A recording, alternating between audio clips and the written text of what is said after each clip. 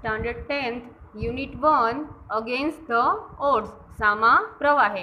તેમાં આપણને એક પ્રી ટાસ્ક આપેલું છે. તેમાં દશરથ મંજી નામના એક વ્યક્તિ છે તેના વિશે વાત કરેલી છે.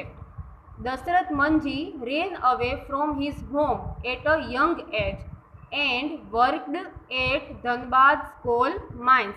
દશરથ મંજી છે તે ખૂબ જ નાની ઉંમરમાં પોતાના ઘરેથી ચાલ્યા ગયા હતા અને ધનબાદમાં એક કોલ માઇન એટલે કે કોલસાની ખાણ આવેલી છે ત્યાં તેમણે કામ કર્યું. He returned to his village. તે પોતાના ગામડે પાછા ફર્યા. Took up work. ત્યાં તેમને કામ મેળવ્યું. And married Falguni Devi. અને ફાલ્ગુની દેવી સાથે લગ્ન કર્યા. While crossing Gehlor hills to bring him lunch Falguni slipped and seriously injured herself. Crossing એટલે પસાર કરવું, લંચ એટલે બપોરનું ભોજન, સ્લીપ્ડ એટલે લપસી જવું, સિરિયસલી એટલે ખૂબ જ વધારે પડતી, ઇન્જર્ડ એટલે ઈજા થવી. જ્યારે ફાલ્ગુની દેવી છે તે ગેહલોર હિલ ઉપરથી બપોરનું ભોજન લઈ અને પસાર થઈ રહ્યા હતા ત્યારે તે લપસી જાય છે અને પોતાની જાતને ખૂબ જ ઈજા પહોંચાડી.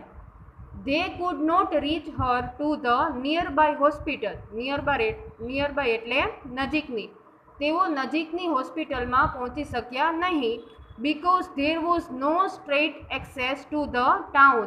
કારણ કે ત્યાં સ્ટ્રેટ એક્સેસ એટલે કે સીધો રસ્તો, ટાઉન એટલે શહેર, કારણ કે શહેરમાં જવા માટેનો કોઈ પણ સીધો રસ્તો હતો નહીં.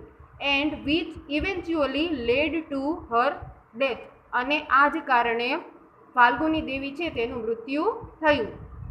મંજી was deeply disturbed and that very night decided to carve a path through the Gehlor hills so that his village could have easier access to medical services. Manjhi ખૂબ જ હેરાન થઈ ગયા અને તેમને ગેહલોર હિલ ઉપરથી પાથ એટલે રસ્તો, કાર્વ એટલે કોતરવાનું, ડિસાઇડ એટલે નક્કી કર્યું જેથી ગામના લોકોને મેડિકલની સેવાઓ છે તે ઇઝીયર એટલે કે સહેલાઈથી મળી રહે. હી કાર્વડ અ path 360 feet long, 25 feet deep in places and 30 feet wide to form a road through the rocks in ગેહલોર hill. તેમણે ગેહલોર હિલના રસ્તા ઉપરથી 360 ફૂટ લાંબો, 25 ફૂટ ઊંડો અને 30 ફૂટ પહોળો રસ્તો બનાવ્યો. He quoted, "When I started hammering the hill, people called me a lunatic, but that stilled my determination." Hammering એટલે હથોડીથી રસ્તો કંડારવો, લ્યુનેટિક એટલે પાગલ. મંજી શું કહે છે તો કે જ્યારે મેં હથોડીથી આ પર્વત ઉપર રસ્તો કંડારવાનું શરૂ કર્યું ત્યારે ગામના લોકો છે તે તેને પાગલ કહેતા. પરંતુ આ વાતથી મંજીને કોઈ પણ ફરક પડ્યો નહીં અને તેનું જે ડિટર્મિનેશન એટલે કે નિર્ણય છે તે ખૂબ જ સ્ટીલ્ડ એટલે કે મજબૂત બની ગયો. He completed the work in 22 years. તેને પોતાનો આ જે રસ્તો કંડારવાનું કામ હતું તે પૂર્ણ કરવામાં 22 વર્ષ લાગ્યા. તેણે રસ્તો કંડારવાનું કામ છે તે 1960માં શરૂ કર્યું હતું અને 1983માં તે કામ છે તે પૂર્ણ થયું. This path reduced the distance between the Atri and Wazirganj sectors of the Gaya district from 55 km to 15 km. Reduced એટલે ઘટાડવું, ડિસ્ટન્સ એટલે અંતર, ડિસ્ટ્રિક્ટ એટલે જિલ્લો. ગયા જિલ્લામાં અત્રી અને વજીરગંજ સેક્ટર છે તેનો જે 55 કિલોમીટર જેટલો લાંબો રસ્તો હતો તે રસ્તાનું અંતર ઘટાડી અને 15 કિલોમીટર જેટલું થઈ ગયું. Letter મંજી sad, though most villagers taunted me at first, there were quite a few who lent me support later by giving me food and helping me buy my tools. પછી મંજી કહે છે કે પહેલાં જે ગામના લોકો છે તેને ઘણા ટોન્ટેડ એટલે કે ટોણા મારતા હતા. તેમાંના અમુક લોકોએ પછી તેને ખોરાક માટે અને બાય ટૂલ્સ એટલે કે તેના ઓજારો ખરીદવા માટેની મદદ કરી. For his achievement Manjhi became popularly known as a mountain man. Achievement એટલે સફળતા, પોપ્યુલરલી એટલે પ્રખ્યાત, નોન એઝ એટલે જાણીતા થયા.